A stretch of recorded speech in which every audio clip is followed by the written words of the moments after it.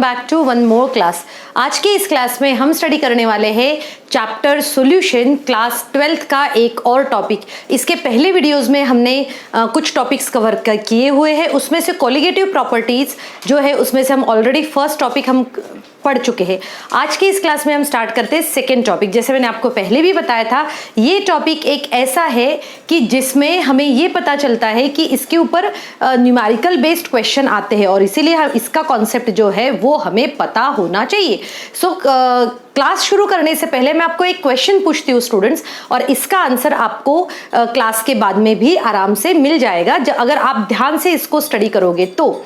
Simple सा question ये है कि अगर हम देखते हैं कि सी वाटर जो भी होता है, sea water, right, sea water it means मैं समुद्र के पानी की बात कर रही हूँ। समुद्र के पानी को हमने कभी भी उबलते हुए नहीं देखा है, तो ऐसा क्या रीजन है कि समुद्र का पानी उबलता नहीं है? ऐसा क्या है? क्या उसकी क्वांटिटी ज़्यादा है या फिर ऐसा कोई दूसरा और फैक्टर है जिसको उस पानी को बॉईल होने के लिए रिस्पॉन्सिबल होता है, राइट? एक छोटा सा एक्सपेरिमेंट आपको घर पे करके देखना है soon after watching this video, और वो एक्सपेरिमेंट ये है कि आप सबसे पहले क्या करेंगे, एक कंटेनर में एक थोड़ा सा पानी लेंगे और उसको बॉईल होने रखेंगे, और दूसरे कंटेनर में भी आप थोड़ा सा पानी और उसमें थोड़ी सी शुगर या फिर सॉल्ट मिक्स करेंगे और फिर उसको भी बॉईल होने रखेंगे। जब दोनों सॉल्यूशन का जब आप चेक करोगे कि कितने ड्यूरेशन में उसका बॉइलिंग आया है या फिर कितने ड्यूरेशन में एक सिंपल वाटर बॉईल होना स्टार्ट किए और कितने ड्यूरेशन में सॉल्टी वाटर बॉईल होना स्टार्ट किया है, ये एक्सपेरिमेंट आपको करके देखना है। और ये अगर आप देखोगे और फिर आप इसको कोरिलेट करोगे कॉन्सेप्ट को, तो ये आपके लिए बहुत ही ज्यादा ईजी हो जाएगा। ओके, तो चलो आज की क्लास शुरू करते हैं। आज की क्लास में हम स्टडी करने वाले हैं elevation in boiling point temperature. अब elevation in boiling point temperature क्या होता है? सबसे पहले तो हमें बॉइलिंग पॉइंट क्या होता है वो पता होना चाहिए। क्या होता है बॉइलिंग पॉइंट टेम्परेचर? हम कहते हैं कि बॉइलिंग, कोई भी लिक्विड बॉईल होना कब शुरू होता है? कोई भी लिक्विड बॉईल होना उस टेम्परेचर पे शुरू करता है जिस वक्त पे उसका वेपर प्रेशर और एटमॉस्फेरिक प्रेशर इक्वल हो। यही हमारी क्लास 9th में हम डेफिनेशन पढ़ते हैं कि when the vapour pressure of a liquid and the vapor pressure and the atmospheric pressure is equal, then it is known as a boiling point temperature। अब देखो, अब हम क्या करेंगे, यहाँ पर जैसे अगर हमने एक कंटेनर लिया, ठीक, इस कंटेनर में हमने क्या किया, एक प्योर सॉल्वेंट लिया है। क्या लिया हमने? Pure solvent. प्योर सॉल्वेंट मतलब आप सिर्फ सिंपल सा वाटर कह सकते हो। तो ये हो गया हमारा प्योर सॉल्वेंट। अब हम क्या करेंगे, एक दूसरा कंटेनर लेंगे और इस कंटेनर में प्योर सॉल्वेंट के साथ इस कंटेनर में हम एक सॉल्यूशन ले लेंगे, इट मींस सॉल्वेंट और प्लस नॉन वोलाटाइल सोल्यूट ले लेंगे। क्या लेंगे? Non volatile solute. Non volatile solute. अब देखो, हमने सॉल्वेंट लिया, हमने नॉन वोलाटाइल सोल्यूट लिया। अब क्या होगा, देखो इसका जो वेपर प्रेशर है, ये हम पहले भी पढ़ चुके हैं, इसका जो वेपर प्रेशर है वो वेपर प्रेशर इसके कंपैरिजन में हमेशा क्या होता है, प्योर सॉल्वेंट का वेपर प्रेशर ज्यादा होता है, क्योंकि वहां पर जो नॉन वोलाटाइल सोल्यूट जो है वो नहीं प्रेजेंट रहते, इसीलिए वो इजीली वेपर्स में कन्वर्ट हो सकते हैं। अब देखो, आपने इस सॉल्वेंट में नॉन वोलाटाइल सोल्यूट ऐड कर दिया है, इट मींस उसका वेपर प्रेशर कम होगा। क्या हो रहा है, ध्यान से समझो, उसका वेपर प्रेशर जो है हो रहा है वो कम हो रहा है, डिक्रीज हो रहा है। अगर वेपर प्रेशर डिक्रीज होगा तो आपको उसको बॉईल होने के लिए ज्यादा टेम्परेचर देना पड़ेगा, ठीक है?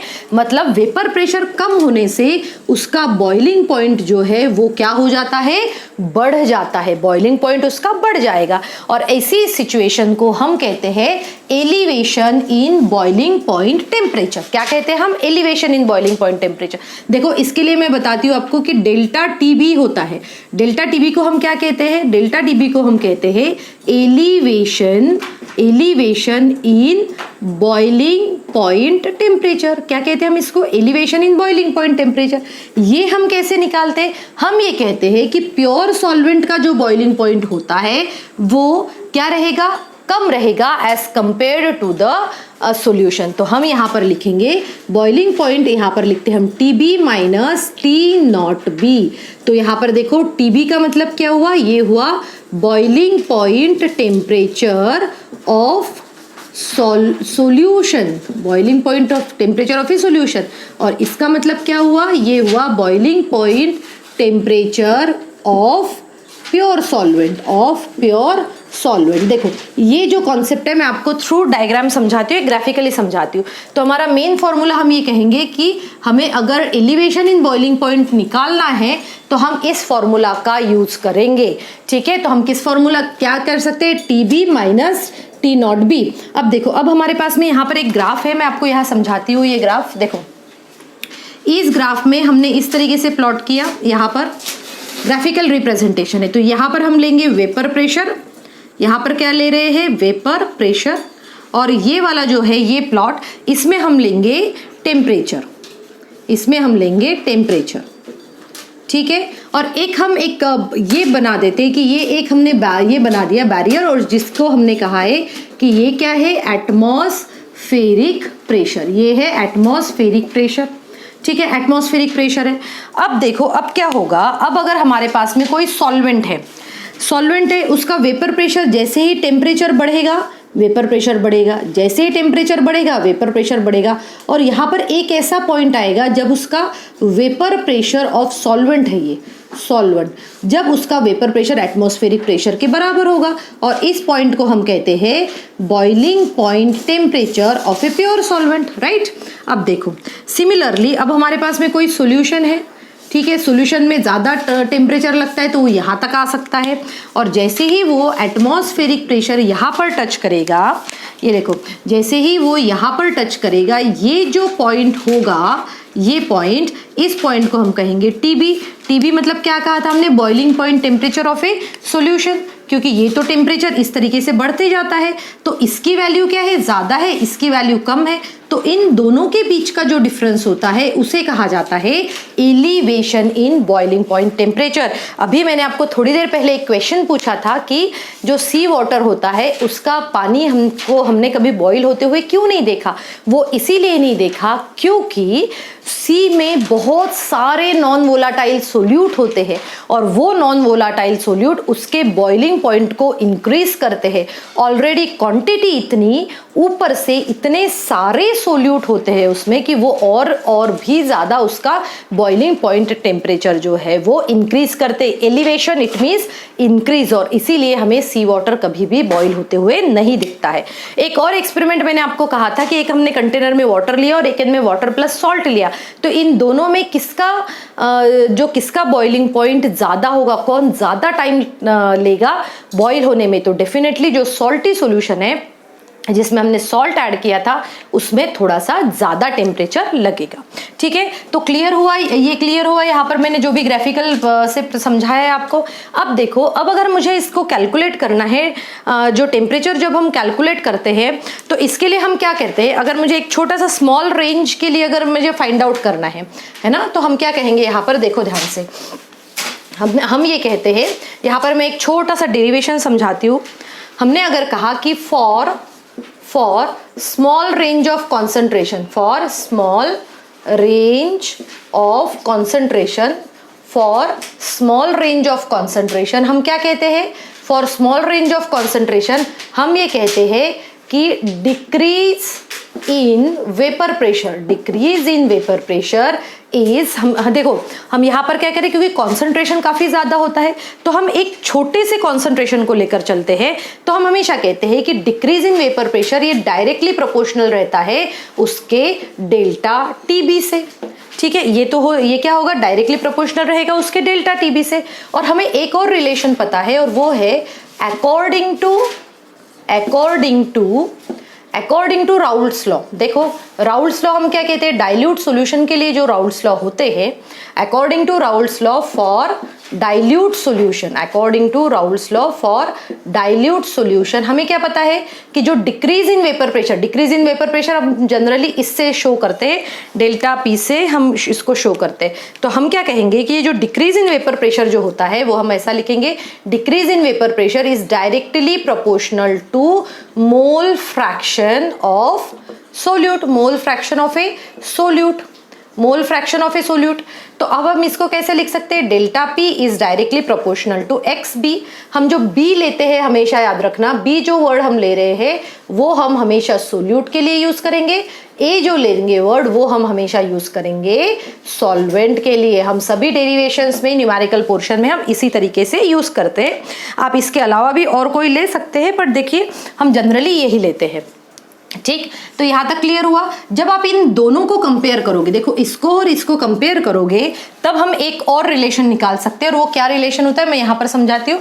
आई होप आप सभी ने ये नोट डाउन कर लिया, मैं इसको इरेज कर रही हूँ, और जिन्होंने भी नोट डाउन नहीं कर लिया किया है वो थोड़ा सा बैक में जाके स्क्रीनशॉट लेके रख दे और अपनी कॉपी में लिख ले प्रॉपरली। तो ठीक है, अब जब हम इन दोनों को कंपेयर करते हैं तब हमें क्या पता चलता है कि डेल्टा टी बी जो होता है, delta T B is directly proportional to X B, mole fraction of a solute. अब देखो, अब मैं इसको सॉल्व करती हूँ। Delta T B is equal to K into X B. K क्या है, a simple proportionality constant. K is equal to proportionality constant, proportionality constant, ये प्रोपोर्शनैलिटी कांस्टेंट है। ठीक, अब देखो आगे, अब ये क्या कह रहा है, delta T B is equal to K. अब एक्स बी की हमें पता है, जनरली हम कैसे लिखते हैं, N B upon N A plus N B, mole fraction का ये तो फॉर्मूला होता है। अब क्या होता है, फॉर डाइल्यूट सॉल्यूशन हम क्या कहते हैं, for dilute solution N B is far far far less than N A and hence can be neglected. और इसीलिए हम इसको क्या कर सकते हैं, नेग्लेक्ट कर सकते हैं, क्योंकि बहुत ही कम होती है value. So delta T B is equal to K into N B upon यहाँ पर क्या आ जाएगा, एन ए। चलो अब इसकी वैल्यू हम लिख लेते हैं, के इंटू ए, ये क्या होगा, एन बी। एन ए मतलब क्या होता है, नंबर ऑफ मोल्स। कैसे निकालते हैं हम, W A upon M A, इस तरीके से निकालते हैं। तो देखो यहाँ पर delta T B is equal to K into M A, मैंने एम ए को ऊपर ले लिया है, और यहाँ एन बी अपॉन यहाँ आ जाएगा डब्ल्यू ए। ठीक है, अब इसके बाद में देखो क्या होता है, इसके बाद में हम यहाँ पर कर लेते हैं, यहाँ पर देखो अब इसके बाद में आता है कि delta T B is equal to K into M A into small M. तो small M stands for molality.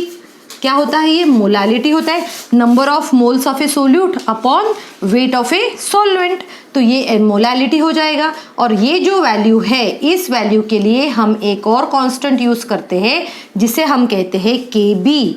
So K B into small M is equal to delta T B, या फिर हम कह सकते हैं delta T B is directly proportional to small M. तो हम ये एक और रिलेशन डिराइव कर सकते हैं, और ये रिलेशन हमें ये बताता है कि डेल्टा टी बी जो होता है ये डायरेक्टली प्रोपोर्शनल रहता है टू द मोलैलिटी।